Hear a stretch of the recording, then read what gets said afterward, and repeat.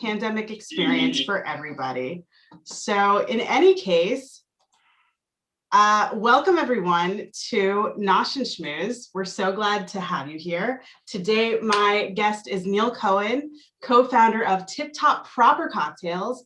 And we're going to be talking about the birth and evolution of kosher cocktails in a can. And as always, if you have questions or comments for Neil, please leave them in the comments section and I will field your questions to him. But first, a bit about my guest. Neil Cohen is the co-founder and chief marketing officer of Atlanta-based Tip Top Proper Cocktails. An Atlanta native, Neil attended the University of Michigan, from which he graduated in 2006 with a degree in American culture. After graduation, Neil returned to Atlanta for work at a local radio station where he hosted primetime shows and produced interviews and performances with musicians and other figures from Atlanta's arts community. During his tenure at the station, he also began working with Superfly, an experience company that produced Bonnaroo, Outside Lands, and Comedy Central's Clusterfest. As Superfly's marketing director, Neil helped build brands via visual identities, social media, and content creation. This intersection of music, food, and art would ultimately shape the core of his career path. Neil also spent time working for a cocktail-related event series called Cocktail Magic. It was here that he met a number of superstars in the industry and first became interested in the beverage world. Since cocktails had always been fairly unattainable in festival settings, Neil and his childhood friend and fellow music industry veteran, Yoni Reisman, began developing the concept that would become Tip Top Proper Cocktails. Drawing inspiration from the relationships he's developed during his time in the beverage world, Neil enjoys working along the talented people that Tip Top has allowed him to meet. His hope is that consumers will see Tip Top as an embodiment of hospitality, a product that will help build genuine connections and create a space for deeper interactions between people. When Neil isn't working, he enjoys attending concerts and discovering new music and taking food excursions across Atlanta, being outdoors, and most of all, having dance parties on his front porch with his family. So welcome, Neil. We're so glad to have you. Thank you. Good to be here. And of course, that bio written over a year ago when I was still attending live music and going on many food excursions. A little less so these days. Really miss that. But me too. As well as human connection. That part that was emphasized in that bio as well is lacking, but it's good to be here. Absolutely. And, I totally agree with that human connection. And that's why we created this show. And through it, personally, I've been able to see so many friends and beautiful familiar faces that I haven't seen in years. So there's that. So yes, old friend. It's nice to see you again, Rachel. You too. So Neil, is Tip Top the first kosher cocktail in a can? To your knowledge? That's to my knowledge, yeah. And one of the reasons why is that a hechsher is not typically needed on a spirits product or a beer product. When it's a wine product, a hechsher is necessary. And because two of our three cocktails, the Manhattan and the Negroni, have vermouth in them, and those are wine-based, they have to be using kosher wine in order to be kosher certified. And to those where that is a concern, that's kind of where that comes in. So why was it important for you to get hechshered wine to create these cocktails? Well, for one, truly, I just have to be honest, our facility that we were working in was a kosher certified facility. And so therefore, and again, they worked primarily like pumping out whiskey, vodka, things that don't actually need the stamp on the label typically. But in order for us to even just be produced there, we had to have that stamp. But on top of it, my brother is very observant and he will not drink a wine product that's not hechshered. And we also, it's the community that we come from. Yoni and I grew up in the Atlanta Jewish community. We went to Greenfield Hebrew Academy here. I was active in USY, which is where you and I met on USY on Wheels. And, that world, building a brand is really about tapping into community. And this is the community where we're native and just feel the most comfortable. And to be able to serve these cocktails in those spaces where everybody is comfortable drinking them is a really nice added impact, and has been great. And I'm sure your parents are excelling. They're quelling. I mean, it's also like, there's a gamble in it, right? There's definitely a lot more sure bet type of businesses I could be in than an upstart, consumer packaged good alcohol product in a funny tiny little can. So yeah, they're proud, but with that pride and with any risk comes a little bit of fear as well. So, and Jewish parents are good at that. They are. They're very good at that.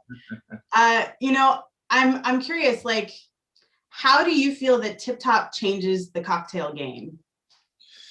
Yeah, I mean, it goes back to sort of the impetus of creating this product. Yoni and I were both in the music festival world, as was mentioned. Myself really touching on large outdoor festivals and the marketing behind Bonnaroo and Outside Lands and a bunch of others. And Yoni started the Governor's Ball Music Festival up in New York. That's kind of a big deal. Yeah.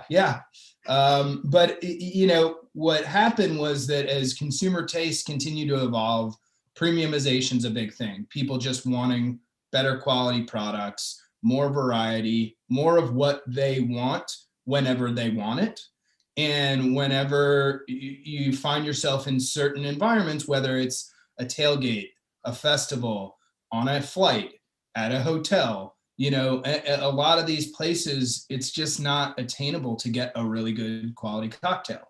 And so from both a consumer standpoint, going to a lot of shows, I didn't want to just like drink a beer and then have to run to the restroom within like 10 minutes, and have that cycle just throughout the concert.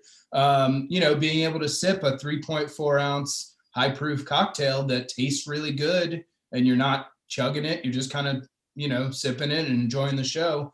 It's how adult of me. But that was something that we really wanted from a consumer standpoint. But obviously, looking at the numbers, Yoni would be in the trailer at his festival, looking at the concessions numbers in real time and saying, look, if you could service good cocktails, which are naturally at a higher price point than beer, there's a real opportunity there, especially knowing that that's something that was in fairly high demand in New York too, and the rest of the country now as well. Like the cocktail sort of revolution has been happening over the last 5-10 years, where every good restaurant you go to has like an in-depth cocktail program. It's not just gin and tonics and vodka sodas anymore. It's like you're getting good innovative cocktails. So why not be able to make that available really anywhere, everywhere, and at an affordable price point for anyone?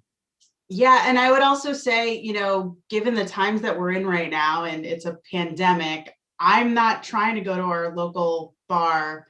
And so it feels very convenient that I can, because I'm not a bartender and don't pretend to be, well, sometimes I pretend to be, but that, I can have something like this in my home and know that it's going to be good. And they're so cute. I know you told me they were cute, but like, come on, this is really cute. Yeah. And at 100 mLs, when you do feel safe to go on a plane again, it goes past TSA. But I mean, you bring up a good point too. I mentioned all these like out of home spaces, and that was the impetus for creating this product. But little did we know that this was coming. When we launched the product September 2019, so this was not a response to the current climate. However, sort of leaning into that, buying all the ingredients, taking the time when, I'm busy getting my kids tucked away. And if at the end of the day I want to have a drink, I don't want to take another 5-10 minutes to mix up a cocktail. I'd rather, grab it, pour it over ice and have it ready to go. And, we worked with a James Beard recognized mixologist. He's been a finalist several times over. This guy, Miles McQuarrie, here in Decatur, Georgia, at a restaurant called the Kimball House. We worked with him on all of our recipes to make sure that when you open up this can of old fashioned, Negroni, or Manhattan, with a few more still to come, that it really does meet the expectations of what you would want if you were going to a bar that knows what they're doing and making this cocktail for you. That said, we're also not trying to replace the cocktail bar experience. You know, once everyone feels safe to go back to those places, nothing will replace fresh ingredients and, you know, someone making it with care right in front of you. And that's something that we really support and really want to be clear that we're not looking to replace that experience in any way. Mm-hmm. You're not the automated toll booth. No, no. So Neil, you mentioned that, you know, your Jewish upbringing, you know, that it connected you with Yoni. It's probably a big reason that you're doing what you're doing right now. In that respect, how have have Jewish values impacted your business practices? For one, I think it's a good question, and I probably could do some more thinking about it. You could have floated me that question before. No, I think you know, one thing that has led us down this path is just the constant questioning that is very much a Jewish value, is that nothing is surface level, nothing is to just be accepted as is, always question, always kind of be in that critical thinking mode. And so, you know, that's a distinct quality that Yoni has, where everything is analyzed, scrutinized, you know, and improved upon. And being in that constant state of questioning is something that has allowed us to find various loopholes or innovative practices that otherwise we wouldn't have had. And I see that very much as sort of the like Talmudic and, you know, just the side of Jewish culture. And that's a value that I think is so inherent to being Jewish, is just like that constant questioning. So that's one thing. You know, even just the practice around Yom Kippur of going and having open conversations with employees and partners and creating the forum for conversation around things that may be sort of bubbling below the surface. I've always taken that practice really to heart in both my personal and professional life. So, you know, come September, if I'm working with you in any capacity, you can expect me to come and say, hey, you know, here's the opportunity. Not to say that you couldn't come to me any day, but I think it's a really nice thing, and it's something that's received really well by people you know, who aren't Jewish as well. It's like the Shabbat practice just makes sense whether you're Jewish or not, that you take a day out of the week to pause. Same thing with the idea of going and asking forgiveness, or just asking, you know, how is this interaction working, you know? So those are some answers. I'll think about it some more though. Cool. Yeah, you know, and I'm curious also, I know one way that you are giving back to the community, Tip Top is going to be sponsoring Temple Bethel's adult ed program, Jews in Baseball. And I will put the link for that program in the chat here. So you guys are great for bringing along to spring training too. Yeah, absolutely. And also we're going to be offering Tip Top in our Shalach Monas baskets this year. So folks can sign up for that as well. Are you giving back in other ways? How are you entwined with your local community? Yeah, you know, we have been involved in giving to the Giving Kitchen a little bit. And it's an Atlanta-based hospitality worker nonprofit where they provide healthcare to hospitality workers and restaurant industry workers. So we've done some fundraising for them, and then going back to our former industry in this very difficult 11-month and kind of who knows how much longer it will be this way. Sorry, my lighting just went out. But we have been giving to Save Our Stages, which is an organization that is going towards music venues that can't operate right now, and supporting the employees of those places as well. Not to mention, being from Atlanta a lot, and the Atlanta Jewish community, we do get a lot of requests from various organizations here, and we've made sure to play a role. We're still small. The contributions are not enormous, but establishing those practices early and making that a priority for the business and a part of just how we see ourselves is an important piece, even if it's not all that significant quite yet. So you are small right now, but you do come from the land of Coca-Cola. I'm just curious, have you picked up any tips from the Coke culture that you've brought with you to Tip Top? Well, so Yodi and I, coming from the music business, we're very aware of what we don't know in this business, and that's a lot. Like there's a lot we don't know. We know this is a good idea. We know we had a brand and market, but we tapped a guy named Paul Beaupre, who spent 25 years at Coca-Cola, to come in and run our operations. So yes, you hit the nail on the head. Looking around in Atlanta, who can help us with consumer packaged good beverage? Coca-Cola is a pretty good resource for us. So that's been really good. And it's tricky, it's tricky to make a product, and it's wild to think that once you make that product, it could be in any retail store at any moment, being bought by anyone and consumed by anyone. And that's like kind of a crazy realization to have. And you start to see it pop up on Instagram stories and people taking them on their various adventures. And that piece in the bio that you mentioned about really seeing this product as a caveat for human connection, you start to see that come to life, and that's pretty exciting. Mm-hmm. Yeah, and I'm thinking about that connection. You and I may have volunteered at Sweetwater Brewery to pick up some brews to bring to How noble! What a noble cause! Many years past. So will Tip Top reward volunteers with tasty beverages? Not currently, because right now we outsource our production. We have a co-packer. What volunteering at Sweetwater entailed, for those who've never volunteered at a brewery, it just means that you go there and you put empty bottles on a bottling line and then help take them off and put them in boxes, and then they send you home with a bunch of free beer. It's very important work. It is very important work. As I said, how noble.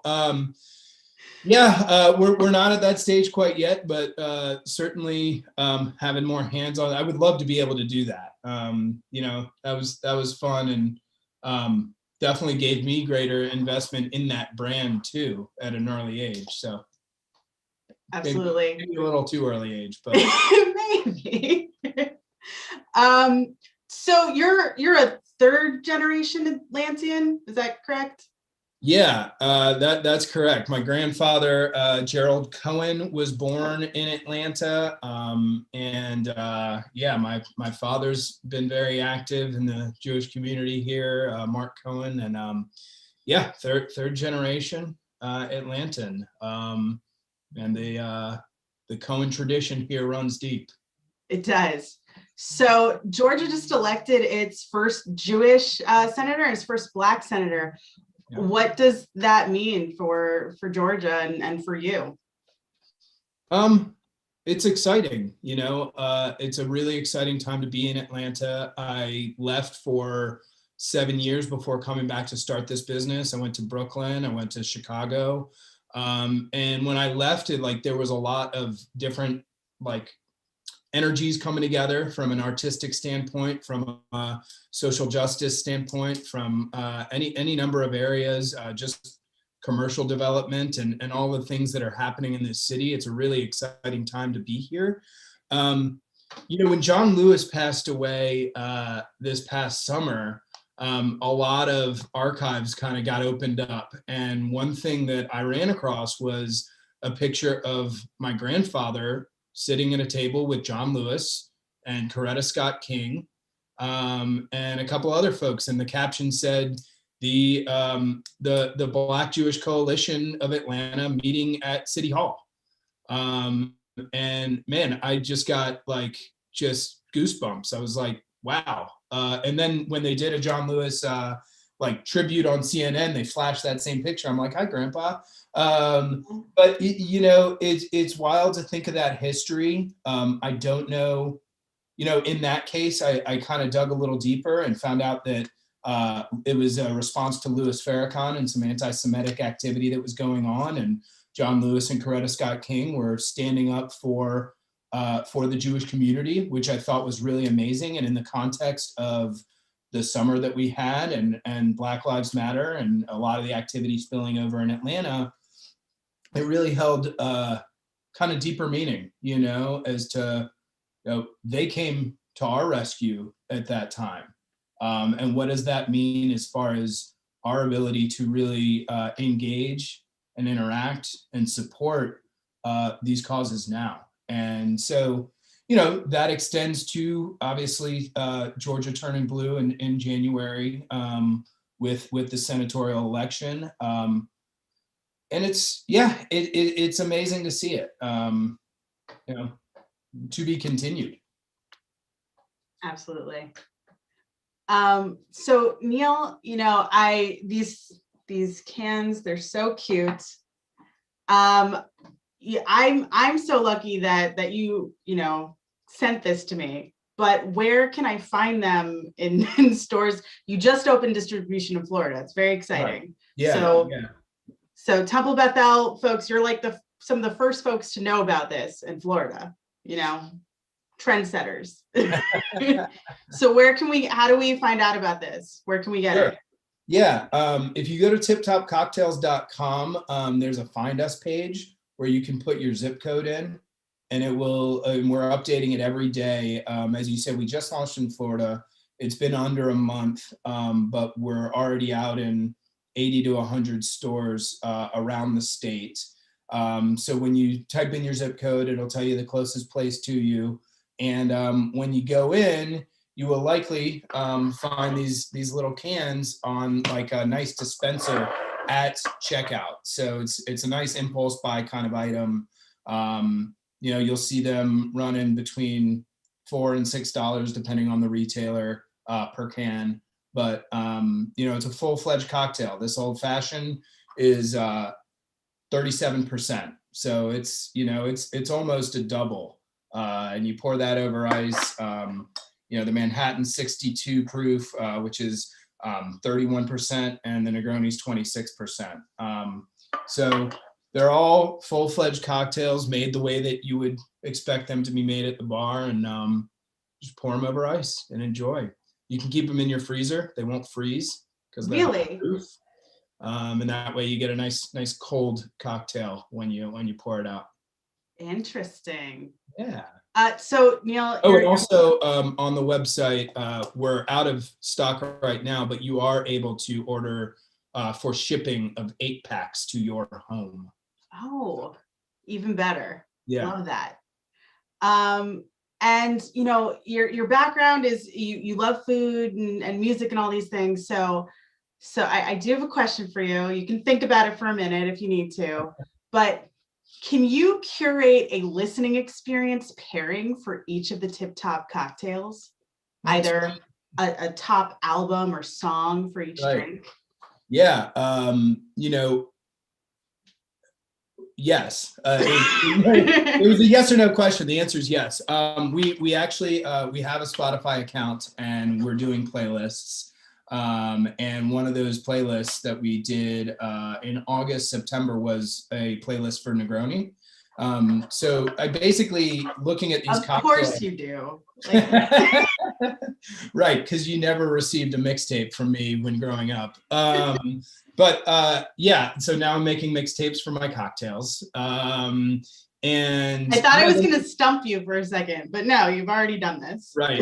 Well, and we, you know, we don't want to just do it like for specific cocktails, but for occasions, and even just like the idea of this is about convenience and quality.